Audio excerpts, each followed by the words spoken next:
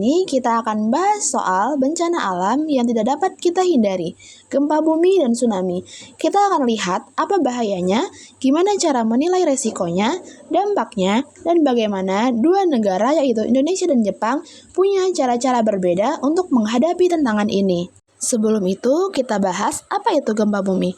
Gempa bumi pada dasarnya adalah peristiwa bergetarnya permukaan bumi akibat perlepasan energi secara tiba-tiba di dalam kerak bumi. Penyebab utamanya, secara global, sebagian besar gempa bumi disebabkan oleh pergerakan lempeng tektonik. Bayangkan jika permukaan bumi seperti bola yang retak dan terpecah menjadi kepingan-kepingan besar seperti lempengan. Keping-kepingan ini mengapung dan bergerak lambat di atas lapisan panas di bawahnya atau mantel bumi. Ketika lempengan-lempengan ini bertemu dan bertabrakan, saling bergesekan dan saling menjauh. Terjadilah penumpukan tekanan atau tegangan di batas-batas lempeng. Batuan di atas tersebut menahan tekanan itu hingga batas tertentu. Ketika tekanan sudah tidak tertahankan lagi, batuan akan pecah dan bergetar secara mendadak. Pelepasan energi inilah yang kita rasakan sebagai guncangan gempa. Selanjutnya, megatrust. Megatrust adalah jenis batas lempengan yang paling ditakuti karena berpotensi menghasilkan gempa raksasa sebesar 8,0 magnitudo dan memicu tsunami besar.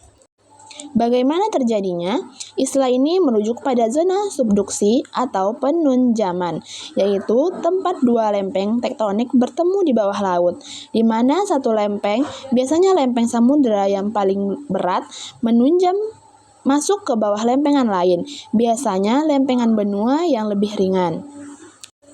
Megatrust adalah fenomena global yang banyak terjadi di sepanjang cincin api Pasifik atau Ring of Fire, termasuk di pantai barat Samudra, selatan Jawa, dan Jepang. Yang terakhir, sesar opak atau patahan lokal daratan. Sesar opak adalah contoh spesifik dari sesar aktif darat atau patahan lokal yang ada di permukaan benua. Bagaimana bisa terjadi? Gempa yang terjadi di sesar opak dan sesar darat lainnya di Jawa umumnya dipicu oleh tekanan tidak langsung dari pergerakan lempeng besar atau megatrust di selatan. Struktur internal Jawa, lempengan Indo dan Asia yang menunjam di selatan atau megatrust menunjukkan tekanan yang sangat besar pada lempengan di atasnya, yaitu pada lempeng Australia tepat pada Pulau Jawa berada.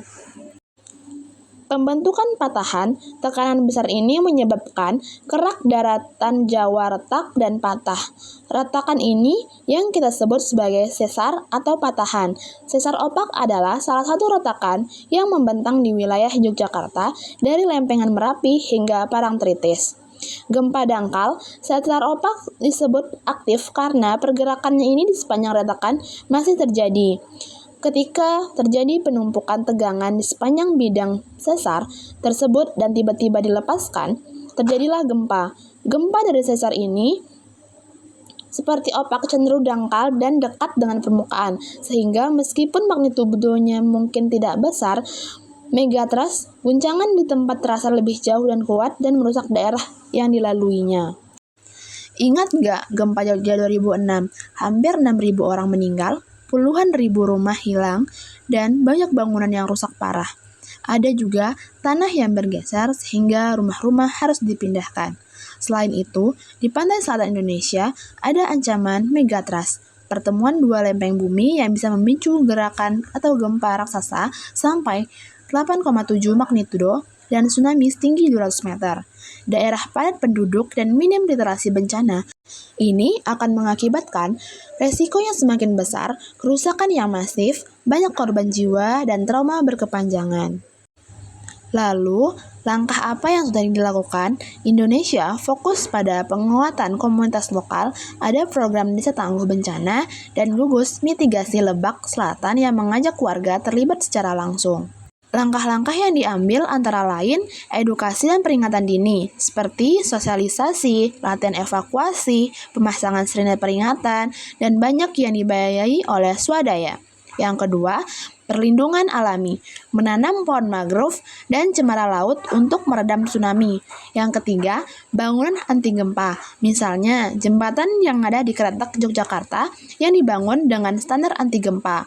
Yang terakhir, kerjasama dengan semua pihak, mulai dari pemerintah desa, dinas pendidikan, sampai pekerja umum. Tantangannya mesti ada, salah satunya yaitu dana terbatas, kesadaran masyarakat yang belum merata, dan koordinasi yang kadang masih kurang. Sekarang kita beralih ke kota Jepang. Negara ini juga sering diguncang gempa dan tsunami, tapi Jepang dikenal sebagai paling siap menghadapi bencana. Sejak gempa besar Kanto tahun 1923, mereka punya aturan bangunan super ketat, pakai peredam getaran, isolasi sistemik, sampai sistem pendulum di gedung tinggi supaya tetap stabil. Bahkan ada rumah yang bisa sedikit melayang saat gempa. Sistem peringatan dini mereka juga canggih. Alarm otomatis langsung ke ponsel dan kereta cepat berhenti saat ada sensor mendeteksi gempa. Selain itu, edukasi masyarakat yang serius, latihan gempa jadi kegiatan rutin di sekolah, dan hampir semua rumah punya tas darurat. Perbedaan penanganan Indonesia dan Jepang yaitu Indonesia fokus pada kekuatan komunitas dan gotong royong, edukasi dan sistem peringatan masih berkembang dan banyak inisiatif dari warga. Sedangkan Jepang sangat terintegrasi secara nasional, berbasis teknologi tinggi, dan warganya sudah sangat sadar bencana. Dari kedua negara ini, kita dapat mengambil pembelajarannya, yaitu tidak ada cara tunggal untuk menghadapi bencana. Kuncinya adalah kerjasama pemerintah dan masyarakat, investasi teknologi dan infrastruktur, serta edukasi yang terus-menerus.